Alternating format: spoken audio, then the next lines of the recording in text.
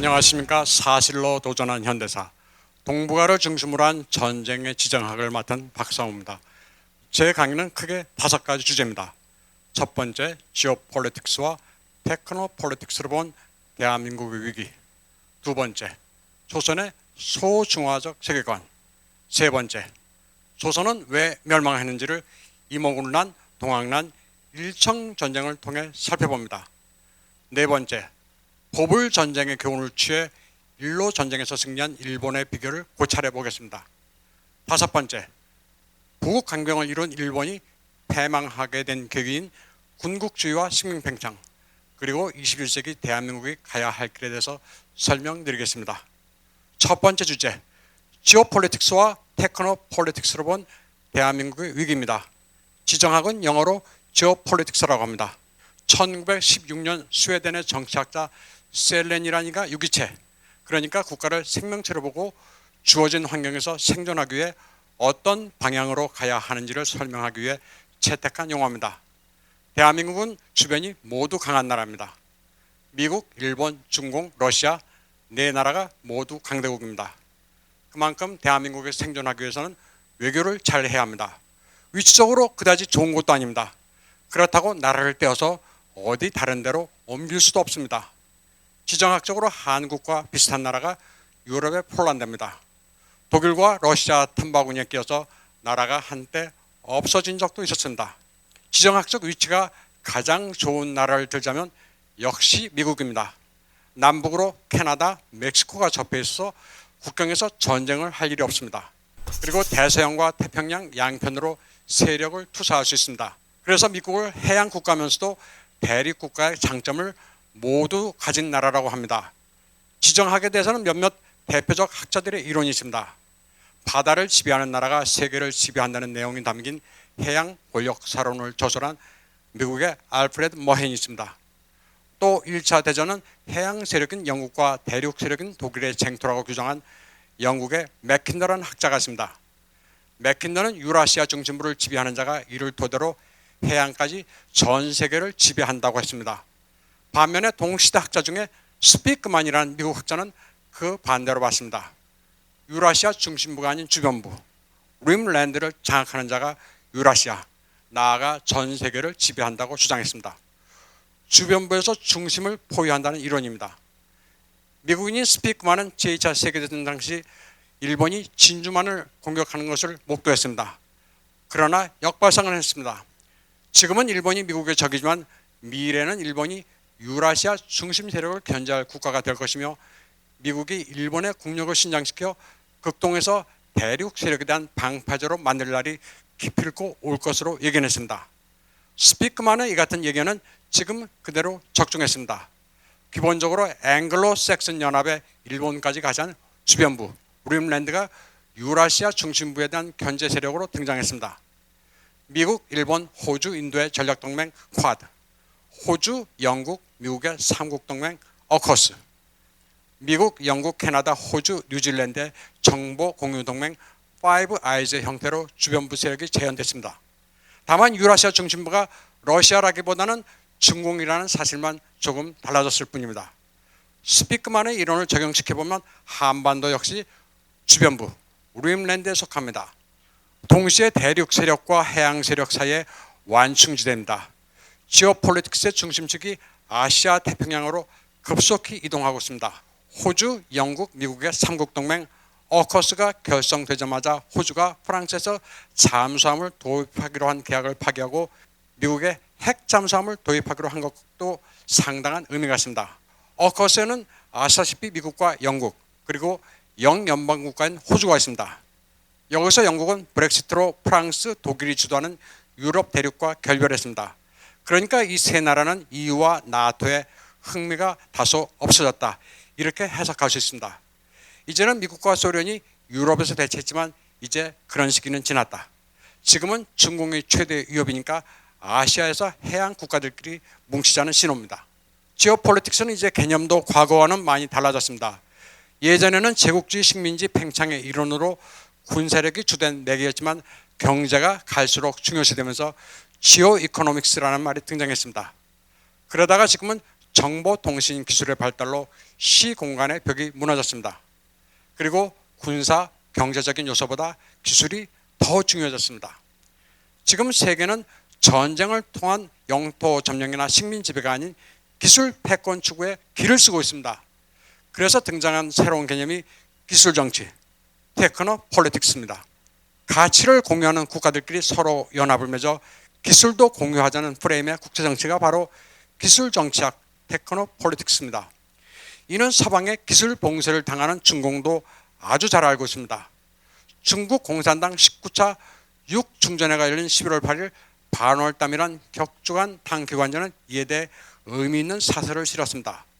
반월담은 중공중앙선전부가 신화사와 공동으로 출판하는 잡지입니다. 반월담에는 미일, 인도, 호주의 사각동맹 쿼드 회담 사진과 함께 세계는 지정학 시대에서 기술 정치 시대로 진입했다. 기술 연맹에 대한 미국의 야심은 매우 크다라는 제목의 사설에서 동맹국들끼리 무리지어 기술 연맹을 결성하는 국제정세 추세에 주목했습니다. 반월담은 기사에서 바이든이 집권한 이래 미국은 적극적으로 동맹국들과 함께 인공지능, 양자 컴퓨터, 클린 에너지 같은 새로운 기술 영역에서 합작을 주동하고 있다. 바이든은 트럼프 행정부 시절에 동맹 관계를 복원하고 있으며 특히 기술 연맹을 강화하고 있다. 기술 연맹은 다층 차원의 합작이다. 동맹국들 간의 합작일 뿐만 아니라 그 정부, 기업 간의 합작이기도 하다. 쿼드는 첨단 기술이 인터넷으로 유출되는 것을 봉쇄하려 시도하고 있다. 바이든은 미국의 RNA를 강화하는 한편 첨단 기술의 대중 수출을 제한하고 있다고 서술했습니다. 이 사설은 사실 중공의 아주 명징한 현실 인식을 반영하고 있습니다. 미일, 인도, 호주의 쿼드는 기본적으로 지정학에 기반한 대중공 포위망인 동시에 기술 동맹이라는 본질을 꿰뚫어 보고 있는 겁니다. 기술 정치, 테크노 폴리틱스 패러다임에서 미국과 중공은 사실상 전쟁을 벌이고 있습니다. 미중 간 기술 전쟁의 대표적인 사례는 화웨이를 침몰시키려는 미국과 이에 맞서 결사항전을 벼르고 있는 중국의 태세를 예로 들 수 있습니다. 화웨이는 중공이 꿈꾸는 세계 정복의 야심을 대변하는 기업입니다. 지금은 미국의 제재로 많이 약해졌지만 한때 그 힘은 아주 막강했습니다. 전 세계로 뻗어나가는데 수단 방법을 가리지 않았습니다. 예를 들어 아프리카에 진출할 때 상대 국가가 달러가 없으면 농산물로 결제를 해줄 정도였습니다. 참깨를 받으면 월병 재료로 쓸 수가 있으니까 중공 국내에서 현금화한다는 전략도 구사했습니다. 화웨이 CEO 런정페가 정신력을 강조하기 위해 집무실에 걸어놓은 사진도 아주 인상적입니다. 2차 대전 때 독일군 대공포에 기체와 날개가 너덜너덜거릴 정도로 피해를 입고도 무사히 돌아온 소련의 전투 폭격기 일류신2 스투르모빅의 정신을 배우라고 이야기하고 있습니다. 그리고 승리하는 것 말고는 퇴로는 없다고 입버릇처럼 말해왔습니다. 2020년 미국의 정권이 바뀌면서 세계는 지정학의 패러다임이 근본적으로 바뀌고 있습니다. 전에 보지 못한 아주 혼돈스러운 양상을 보이고 있습니다. 바이든의 미국이 셰일가스 채굴을 포기하고 신재생 에너지를 보급하고 기후변화를 이슈로 내세운 탄소 중립을 전 세계에 확산시키면서 미국뿐 아니라 서유럽에도 천연가스 부족으로 인한 에너지 대란이 일어났습니다. 또 호주와 중공 간 무역 분쟁과 함께 공교롭게도 중공에서는 석탄 대란과 전력난도 발생했습니다. 그런가 하면 반도체 칩을 둘러싼 미중, 유럽, 타이완, 일본 간에 벌어지고 있는 쟁토와 합종연행, 중공의 제조업 붕괴로 인한 글로벌 서플라이 체인의 재편 등 국제정세의 변화는 요란하면서 어지럽기 그지없습니다. 과거처럼 무기를 동원해 영역을 확장하는 전쟁의 지정학적 위험도 상존하고 있지만 그 이면에는 에너지, 자원, 소재, 재료, 일반 제조업, 첨단 기술에 이르기까지 모든 면에서 비전통적인 전쟁이 지금 발생하고 있습니다. 지오폴리틱스의 역사적 프레임은 반복되면서 그 패러다임은 테크노폴리틱스로 더욱 치열한 각축이 전 세계에서 벌어지고 있는데 현 정부는 이에 대해 무지하거나 아예 눈과 귀를 닫고 있습니다. 요소수 대란도 중국만 바라보다 일어난 어이없는 사태입니다. 세계 서플라이 체인이 어떻게 변하는지 아예 도외시한 당연한 결과입니다. 이번 시간에는 현 시점에서 지오폴리틱스, 나아가 테크노폴리틱스를 통해 본 대한민국 위기, 그 본질을 설명드렸습니다. 두 번째 강의 제목은 조선의 소중화적 세계관입니다. 중국을 무의식적으로 추종하는 DNA는 아주 오래된 겁니다. 첫 번째 사례는 용비어천가입니다. 해동 육룡인 나르시아 하늘마다 하늘의 복이 있어 중국의 옛 성인과 같으시니 뿌리 깊은 나무는 바람에 흔들리지 않아 꽃이 좋고 열매가 많으니 이란 귀에 익은 구절이 바로 용비어천가입니다. 고열역사를 칭송할 때 용비어천가를 부른다고들 하는데 세종 때 편찬된 용비어천가는 소중화 사고가 그대로 녹아 있습니다. 해동 육룡인 나르시아에서 해동 육룡은 세종의 6대조 조상입니다. 세종 바로 위인 태조 그리고 태조 이성계의 부친에게 환조라는 시호를 붙이고 이성계 조부, 증조부, 고조부를 각각 도조, 익조, 목조라고 부르고 있습니다.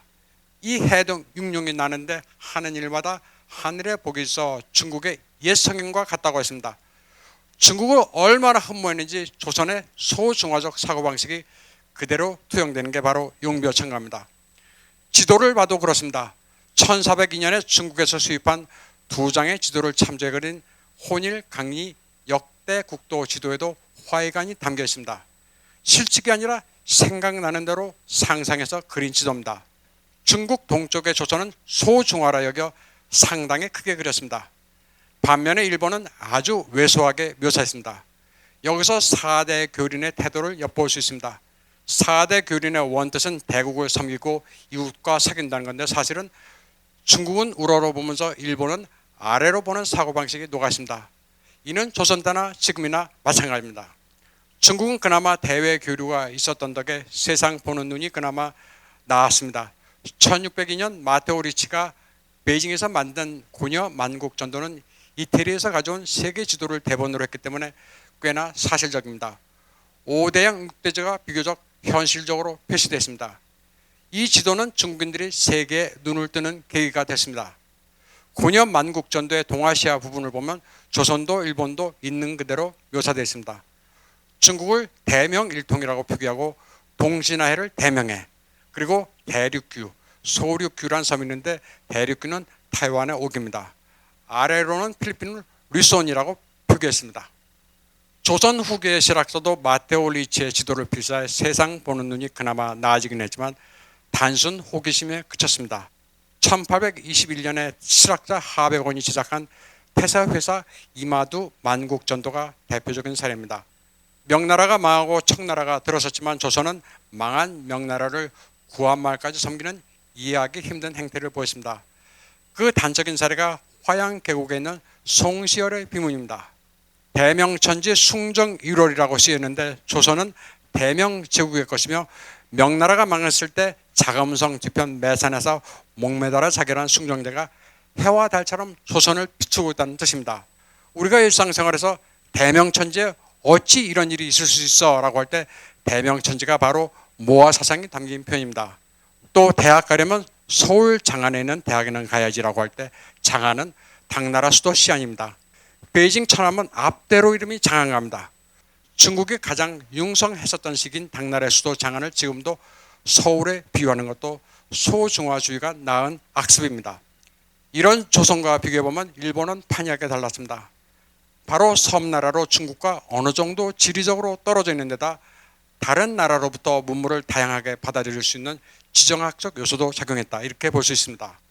일본은 쇄국 정책을 시행한 도쿠가와 막부 시절에도 나가사키 대지마만큼은 열어두고 네덜란드에 난학을 수용했습니다.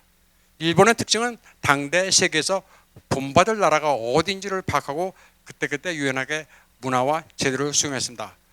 네덜란드에 이어 영국, 프랑스, 독일의 문화와 제도도 도입했습니다. 일본이 해양 국가인 만큼 밖으로 나아가야 한다는 사상과도 주목할 만합니다. 메이지 시대 걸출한 인물들을 제자로 배출한 요시다 쇼인의 세계관을 보면 그 당시에 어떻게 저런 생각을 가졌을까 하는 생각이 듭니다. 요시다 쇼인은 바깥 세상을 알고 싶어서 2번이나 밀항을 기도하기도 한 인물로 29살에 요절했습니다. 그는 감옥에 갇혀 있는 동안 집필한 유수록이라는 책에서 이렇게 말했습니다. 이제 급히 무력 대비를 가다듬어 군함을 갖추고 즉각 애조 오늘날의 홋카이도를 개척해 제후를 심고 감차카와 오호츠크를 빼앗아야 한다. 류큐를 다스리고 조선으로부터 조공을 받아야 하며 북으로는 만주를 점령하고 남으로는 타이완, 필리핀, 윌슨 제도를 거둬들여 진취적인 세를 과시해야 한다라고 했습니다. 여기서 감착하는 러시아어로 맨 끝을 의미합니다. 러시아인들조차도 시베리아를 훨씬 지나 동쪽 끝에 있다고 해서 이름 지은 감차카까지 일본인은 정확히 알고 있었습니다. 일본 주변에 어떤 나라들이 있었는지 지정학적 식견이 대단했습니다. 요시다 쇼이는 20대 야마구치현 하기라는 조그만 마을에 쇼카 손죽구라는 다다미 방이 있는 조그만 사설서당을 만들어 많은 제자들을 배출했습니다. 막부를 쓸어들인 평민군대 기헤이 따위를 조직한 다카스키 신사쿠를 비롯해 메이지 유신 3골 중 하나인 기도 다카요시, 일본 육군의 아버지라 불리는 야마가타 아리토모, 그리고 우리가 잘 아는 이토 히로부미, 조선 총독을 했던 테라우치 마사타케, 이노우에 가오루도 요시다 쇼인의 제자입니다. 일본은 또 주도적으로 외교 부문에서 화해 질서를 종식시킨 나라입니다. 메이지 시대 중국통 외교관으로 소에지마 다네오미라는 이가 있었습니다. 그는 1873년 일청 수호 조교 비준소 교환과 동시제 성원을 촉구하는 국서 전달 목적으로 청나라를 방문했는데 청나라 조정이 요구하는 3궤 구고도의 예를 거부했습니다. 제갈량전을 줄줄 외고 한시도 즉석에서 지을 정도로 학식이 있었던 소에지마 다네오미는 중국 고전을 인용해 고압적인 외교 프로토콜인 3개 구고도를 거절합니다. 상사의 순전에 나오는 비너 사문, 사문 목목, 사방에 손님이 찾아오면 이에 대해 공경의 태도로 맞이한다는 구절을 인용해 청나라가 요순 이래 정해진 법도를 어기느냐면서 국제관례대로 하겠다고 고집한 끝에 서서 3번 목례를 하고 동시제와 회담을 하게 됩니다. 이에 훨씬 앞서 1793년에도 프로토콜을 두고 영국과 청나라는 옥신각신한 적이 있습니다. 영국 외교관 존 맥카트니가 청나라를 방문했을 때 3궤 구고도례는 거부하긴 했지만 한쪽 무릎을 굽힌 채로 걸륭제를 배할했습니다. 3궤 구고도례는 3번 무릎을 꿇고 한 번 무릎을 꿇을 때마다 머리를 3번 조아리는 굴욕적인 예법입니다. 조선에서는 병자호란에 패전한 뒤 인조가 삼전도에서 이 굴욕을 당한 것으로 유명합니다. 그런데 사실 조선보다 더한 나라가 있습니다. 바로 오늘날의 오키나와인 류큐 왕국입니다. 류큐의 상시왕과 신하들은 청나라 사신이 오면 수리성 밖으로 나가 자발적으로 3궤 구고도례를 했습니다. 그리고 수리성에는 휴레노군이 우리 발음으로 수레 지방이라는 편액을 걸었습니다. 예의를 지키는 나라라는 뜻인데 류큐인들이 말하는 예의는 중국을 자발적으로 섬기는 거였습니다. 오키나와는 그래서 전통적으로 친중 성향이 아주 강합니다. 이 때문에 중국인 놀이는 일본 방어에 약한 고리이기도 합니다. 일본 본토인들이 친중 성향의 오키나와인들을 가리켜 신화진, 진화 사람이란 멸칭을 사용하는 이유가 여기에 있습니다. 조선은 중국을 그토록 사모했던 탓에 국제 외교 무대에서도 아주 우스꽝스러운 행태를 보였습니다. 조미수호 통상조약 체결 이듬해인 1883년 조선의 민영익, 홍영식, 유길준 등 8명이 보빙사로 미국을 방문합니다. 샌프란시스코를 거쳐 뉴욕까지 가서 미국 대통령 체스터 아더를 만납니다. 그런데 미국 대통령을 대하는 자리에서 중국 황제를 대하는 버릇이 그대로 나왔습니다. 체스터 아더 대통령이 악수를 청하자 황공한 나머지 뒤로 물러나 큰절을 했고 이 장면은 현지 신문에 사파로 그려졌습니다. 누가 절을 하라고 시킨 것도 아닌데 천국을 빚은 겁니다.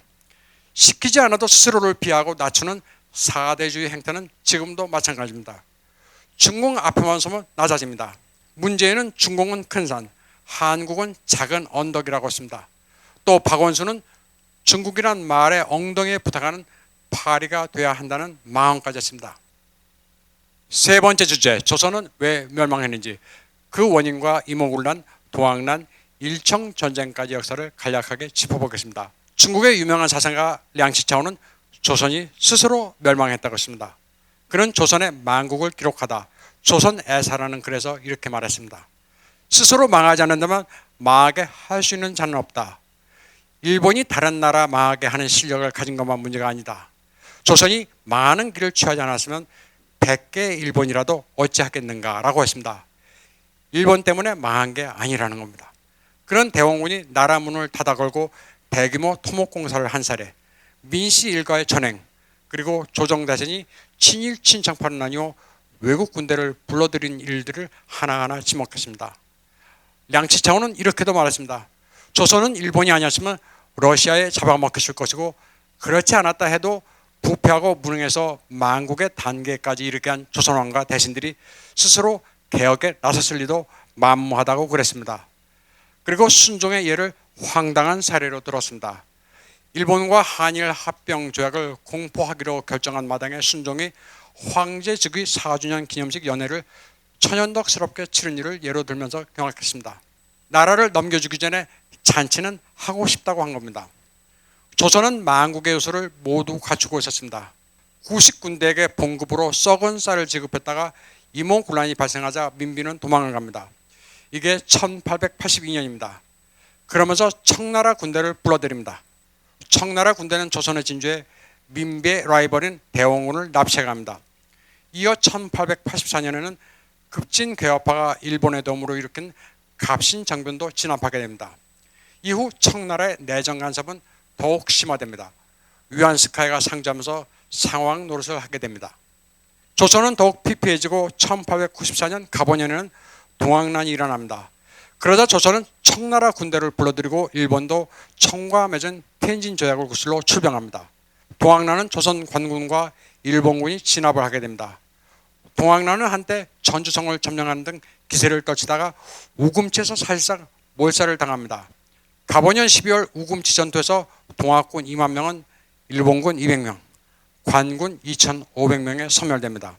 당시 일본군은 연발 게틀링 기관총과 사정거리 1800m 스나이더 소총으로 무장한 반면 동학군은 죽창과 농기구, 부적으로 무장했습니다. 동학군은 부적을 몸에 붙이고 시천주, 조화정, 영세 불망, 만사지라고 주문을 외면 총알이 피해간다고 믿었습니다.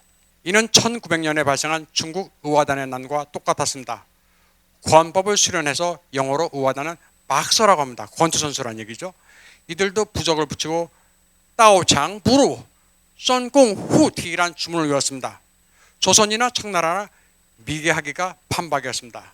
동학난을 구실로 들어온 일본과 청나라는 이윽고 조선 땅에서 서로 싸우게 되면서 일청 전쟁이 발발합니다. 아산만 풍도에서 일본이 청해 함정을 공격한 데 이어 황해에서 청나라 북양 함대를 일방적으로 괴멸시킵니다. 청나라 북양 수사의 함대도 겉으로 보면 만만치 않았는데 서태후가 이화원을 짓느라 군비를 빼돌리는 바람에 포탄에 화약 대신 깻묵이 들어있어 제대로 전투를 하지 못했다고 합니다. 일본은 랴오동 반도에 류순도 함락하고 멀리 남쪽에서는 타이완의 펑우섬도 점령합니다. 결국 일본과 청나라는 시모노세키 조약을 체결합니다. 체결 장소는 시모노세키의 춘범루, 일본어로는 슌반로라고 하는 복요리 전문점입니다. 이 조약을 통해 청나라는 자국 세출 예산의 3년치에 해당하는 은 2만 양을 배상금으로 물게 됩니다. 그리고 타이완 통치권을 일본에 넘겨줍니다. 일본은 전쟁으로 랴오동 반도를 차지하게 됐는데 러시아, 프랑스, 독일이 간섭하면서 반환하라고 압력을 넣는 바람에 청나라에 다시 돌려줍니다. 시모노세키 조약의 일항은 조선과 관련되어 있습니다. 1876년 조선이 개항할 때 일본과 맺은 강화도 조약의 일항, 조선은 자주국으로 일본과 평등한 권리를 가진다는 내용을 청나라가 확인해 줍니다. 즉 조선은 자주국이니 청나라도 간섭하지 말라는 거였습니다.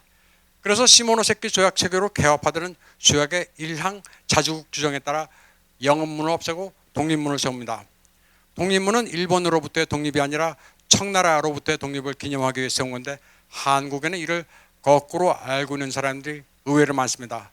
그러니 3.1절 행사를 독립문 앞에서 하는 것은 말이 안 되는 겁니다. 그리고 시모노세키 조약 이후 일본이 소위 삼국 간섭으로 랴오동을 포기하자 러시아는 곧바로 하얼빈에서 루순까지 철도 건설을 시작합니다. 일본이 물러난 틈을 러시아가 파고든 건데 결국 이는 10년 뒤 발생하는 일로 전쟁을 예고한 셈이 됐습니다. 이번 시간의 주제는 보불 전쟁과 일로 전쟁입니다. 보불 전쟁은 일본의 체제 변화 그리고 일로 전쟁의 승리와 아주 밀접합니다. 유럽에서의 판도 변화에서 일본이 교훈을 얻어 아시아에 적용한 사례이기 때문입니다. 유럽에서 철혈제상 비스마르크가 보불 전쟁에서 승리하고 독일 통일을 이루자 일본은 이를 벤치마킹했습니다. 메이지 유신 이전 일본의 국가 시스템은 프랑스식이었습니다. 군대와 경찰이 프랑스식이었고 민법도 프랑스 나폴레옹 법전을 번역해 도입했습니다. 그런데 보불 전쟁에서 프러시아, 즉 독일이 프랑스에 이기자 일본은 프랑스식에서 프러시아식으로 국가를 개조합니다. 강한 나라, 잘 나가는 나라를 모델로 한 겁니다. 그리고 프러시아식 군대 건설을 위해 베를린에 장성들을 파견해 학습을 하게 합니다. 일본 군령의 아버지라 불리는 가와카미 소로쿠는 베를린에서 독일어에 정통한 젊은 군의관 모리 오가이를 불러 다무라 이오조, 노기 마레스케 같은 고위 장성들에게 클라우제비체 전쟁론을 강의하도록 지시합니다. 모리 오가이는 12살 때 도쿄 의대에 입학한 보기 드문 천재인데 의학 박사이기도 하지만 문학에도 상당한 조예가 있습니다. 근대 일본의 대문으로도 알려져 있는 인물인데 일본의 독일 유학 1세대입니다. 모리 오가이는 전쟁론을 대전 항의라는 제목으로 몇 년간에 걸쳐 완역을 하게 되고 일본 군부는 이를 정책적으로 지원합니다. 일본이 러시아와의 전쟁, 특히 육전에서 승리하는 클라우제비체 전략에 한몫을 했습니다. 일본이 프러시아식 국가 시스템을 받아들인 이유는 두 나라가 처한 상황이 유사했기 때문입니다. 통일 전 200여 개의 소국으로 분할되어 있었던 독일이나 수많은 번체제인 메이지 이전의 일본은 아주 비슷합니다. 일본은 비스마르크의 지원으로 독일의 국가 시스템을 이식하게 되는데 1889년에 반포한 대일본 제국 헌법도 독일식입니다. 이 시기 독일과 일본에서 주목할 만한 점은 국가의 내실을 기하기 위해 무리한 대외 팽창은 자제했다는 점입니다. 철혈제상 비스마르크는 오스트리아를 제외하고 프로이센을 중심으로 통일하자는 소독일주의로 독일 통일을 성취했습니다. 같은 언어를 쓰는 민족이라고 해서 오스트리아를 합병하지 않았습니다. 프랑스와의 전쟁에서도 승리했지만 이긴 대가로 프랑스의 해외 식민지 대신 알자스 로렌을 접수했을 뿐입니다.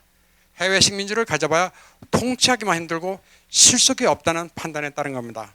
다시 말해 프러시아가 산업혁명의 후발주자인 만큼 민족이란 허구의 개념을 사로잡혀 영토를 확대하는 대신 내실을 기한 겁니다. 이후에 히틀러의 나치 독일이 패망한 것도 비스마르크가 수립한 소독일주의 원칙을 어기고 레벤스라움이라는 개념으로 영역을 확장하고 전선을 늘어뜨린 것이 주 원인입니다.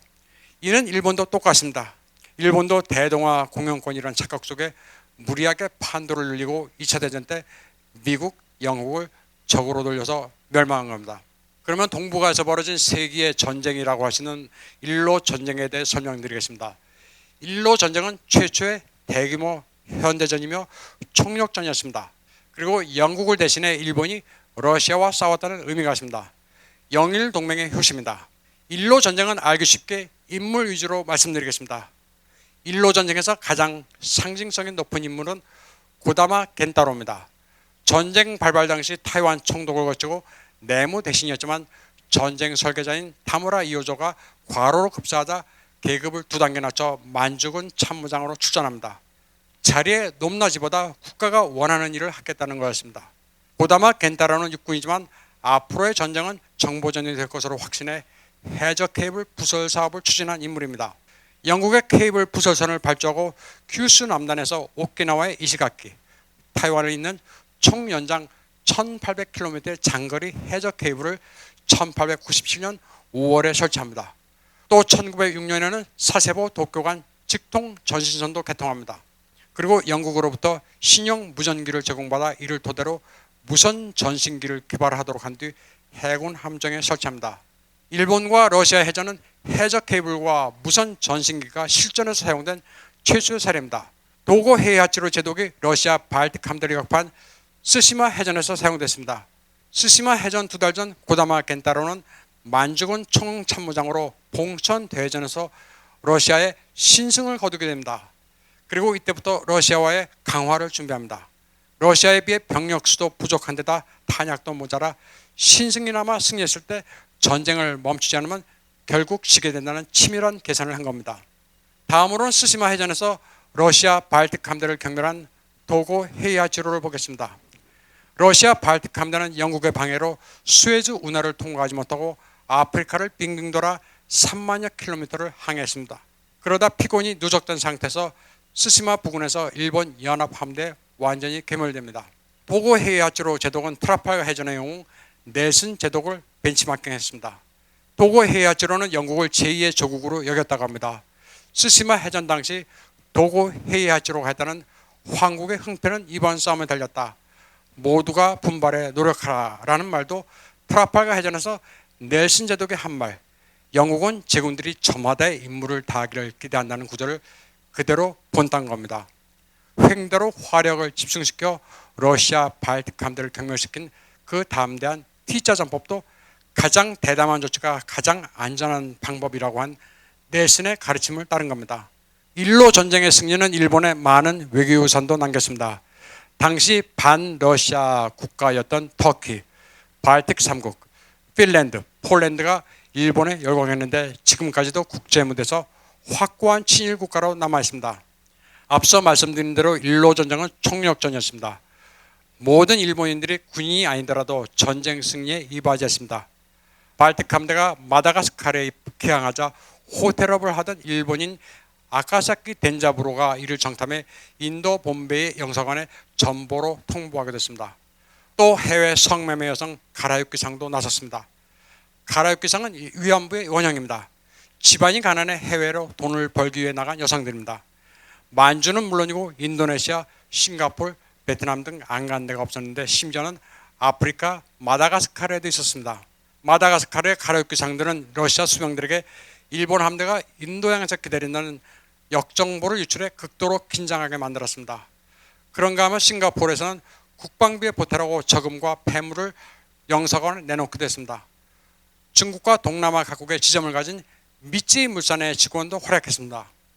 인도네시아 수마트라에서는 미찌 물산 사원 츠다 히로시라는 이가 발틱 함대 움직임을 일본 해군에 타전했습니다.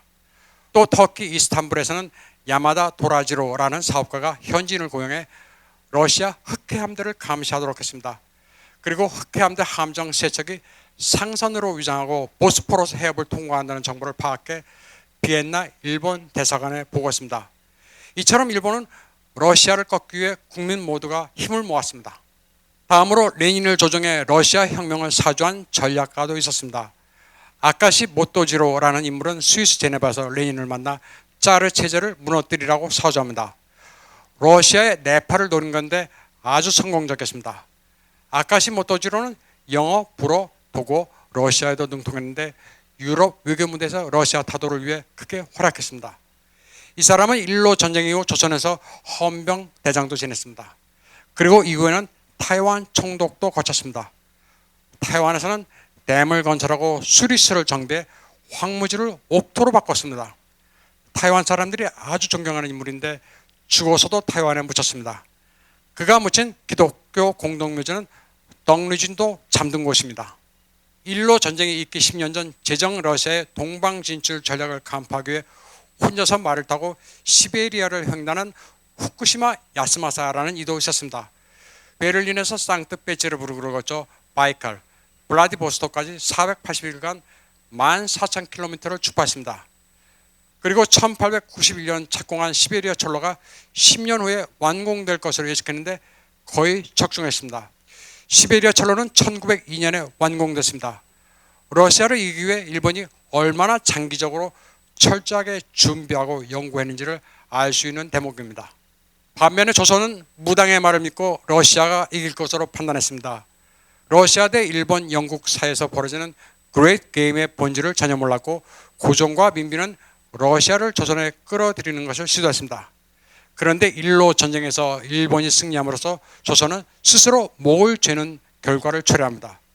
1905년 포츠머스 강화조약 2조를 보면 그렇습니다. 러시아 제국은 일본이 조선에서 군사, 경제적으로 우월한 이익을 가지고 있음을 인정하고 일본이 조선에서 행하는 지도, 보호, 감시 조치에 방해하거나 간섭하지 않는다고 되어 있습니다. 일본은 일청전쟁, 일로 전쟁에서 연속으로 승리함으로써 조선을 확고하게 영향권에 편입했습니다. 유럽에서의 대세 변화에 따라 독일식으로 국가를 개조한 일본은 영일동맹을 이용해 러시아를 격파함으로써 본격적인 해양 세력으로 발돋움하게 됩니다. 한국에서 제대로 가르치지 않는 일로 전쟁은 동북아 지정학 역사에서 아주 중요한 대목입니다. 이번 시간에는 조선이 어떻게 완전히 멸망했고 일본은 왜 패망했는지, 그리고 21세기 대한민국이 가야 할 길에 대해서 말씀드리겠습니다. 앞서 설명해드린 일로 전쟁의 결과로 조선을 완전히 장악한 일본은 포츠머스 조약 체결 같은 해인 1905년 11월 을사조약을 체결합니다. 외교권을 박탈한 건데 이로써 미국, 영국, 독일, 청나라의 공관이 조선에서 철수합니다. 그리고 5년 뒤인 1910년 5월 일본은 육군 대신 테라우지를 3대 통감으로 임명하고 8월에 한일 합병을 밀어붙입니다. 이로써 조선 왕조는 519년 만에 완전히 멸망합니다. 이어 일본은 통감부를 폐지하고 총독부를 세우게 됩니다. 다음으로는 일본이 왜 패망의 길로 들어서는지를 설명드리겠습니다. 이는 독일과 똑같습니다. 독일의 히틀러가 비스마르크의 소독일주의를 벌이고 게르만 민족의 생존 공간 레벤스라움을 넓히기 위해 대외 침략을 하다 망한 것과 비슷합니다.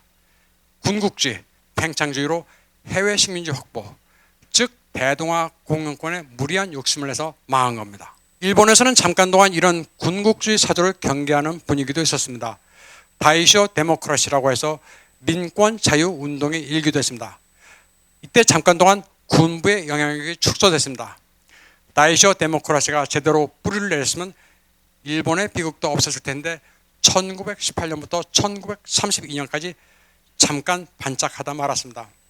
당시 무리한 대외 팽창에 반대하는 소일본주의가 있었습니다. 그 대표적인 인물들을 보면 우선 요시노 사쿠조를 들 수 있습니다. 그는 일본이 본토를 지키기 위해서는 쓰시마 안전이 필요하고 쓰시마 방어를 위해 조선 방어를 위해 만주가 필요하다는 식으로 국방선을 확장하는 논리를 비판했습니다.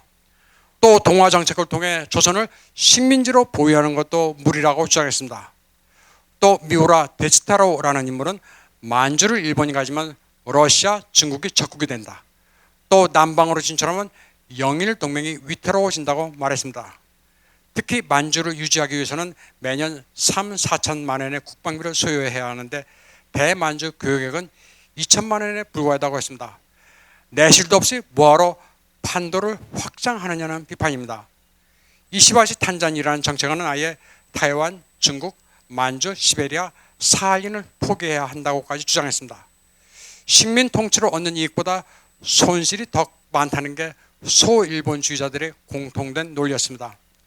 식민 통치의 어려움은 타이완 매각론에서도 나타났습니다. 타이완 총독을 했던 노기 마레스케는 타이완 다스리기가 너무 힘들어 아예 팔아버리자고 주장했습니다. 현재 반란에다 전염병까지 겹쳐 인명 손실도 많고 식민 통치를 하면서 남는 게 없다는 것입니다. 그는 러시아가 알래스카를 미국에 매각한 것처럼 통치하기 힘든 타이완을 프랑스에 매각하자고 주장했습니다. 그런데 고다마 겐타로라는 인물은 지금껏 투자한 게 아깝지 않느냐, 앞으로 잘하면 된다고 주장합니다. 그리고 노기에 이어 타이완 총독으로 부임합니다. 그리고 타이완을 흑자가 식민지로 겨우 돌려놓습니다. 일본에서는 다이쇼 데모크라시가 짧게 끝나고 군국주의가 다시 발호합니다.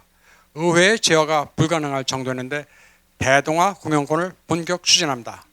일본 관동군은 1931년 9월 18일 류타오후 사건을 조작해 선전포고도 없이 만주를 점령합니다.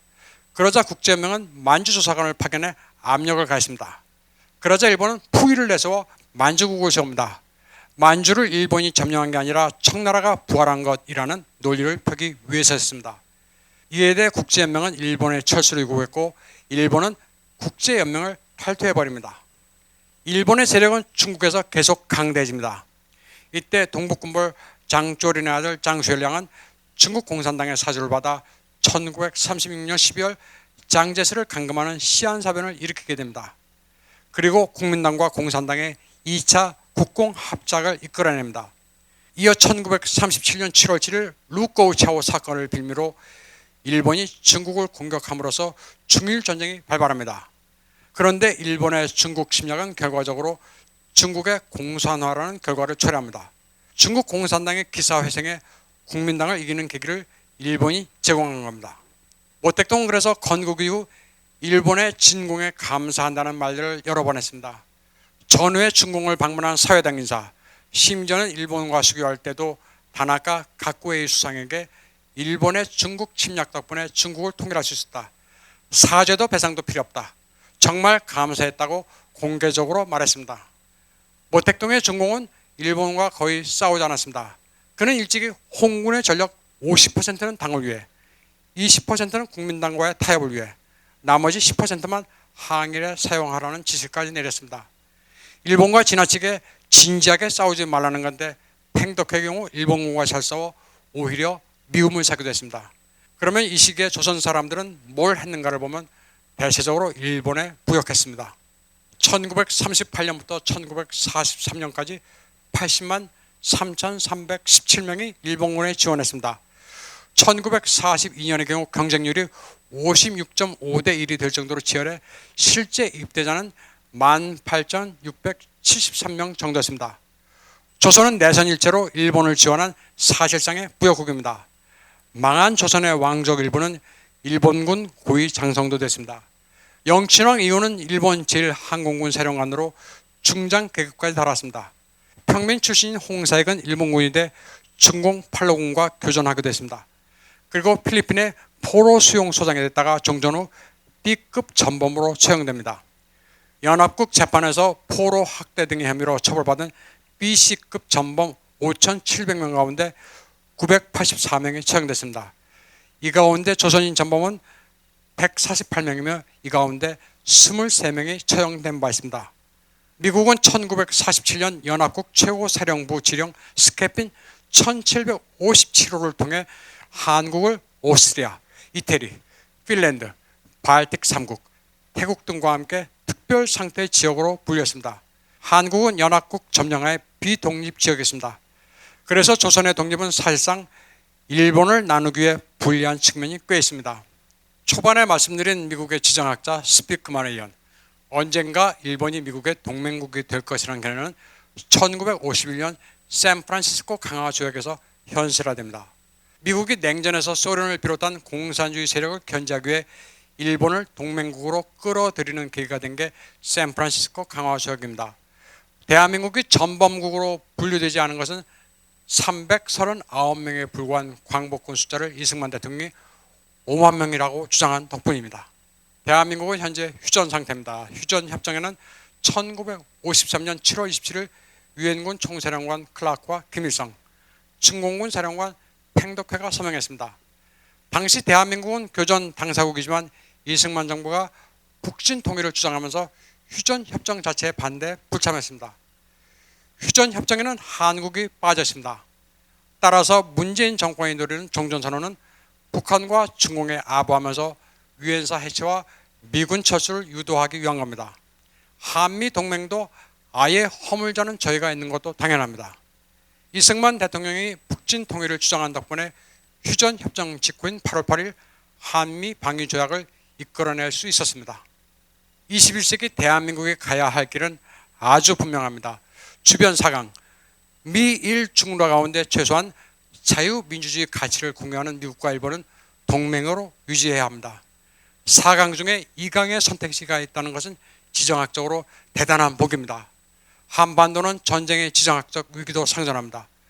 여기에 더해 동북아, 나아가 전 세계에서는 에너지, 자원, 소재, 재료, 일반 제조업, 첨단 기술에 이르기까지 모든 면에서 비전통적인 전쟁이 지금 아주 치열하게 전개되고 있습니다.